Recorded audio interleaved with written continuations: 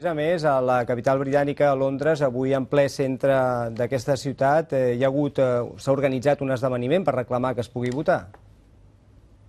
Exacte, ha estat un esdeveniment organitzat per l'Assemblea Nacional Catalana, on ens han dit que han participat unes 300 persones. Ha estat ben bé al centre de Londres, just al davant de Downing Street, una manifestació pacífica, festiva, on han fet una mena de simulacre on feien veure que votaven de cara a un futur referèndum per la independència de Catalunya. Després han firmat un document que volen presentar al primer ministre britànic, David Cameron, on li demanen ajuda per tal que Catalunya pugui tenir una consulta, un referèndum semblant al que aquí podran fer els escocesos per la independència el 18 de setembre del 2014, perquè recordem-ho, aquí Escòcia sí que té una data ja fixada per a aquest referèndum, el 18 de setembre de l'any que ve, i això ha estat possible després d'una llarga negociació entre el govern d'aquí, de Londres, i el d'Edimburg, on totes dues parts han fet concessions perquè finalment els escocesos puguin pronunciar-se sobre aquesta qüestió, sobre la independència, en un referèndum legal i vinculant.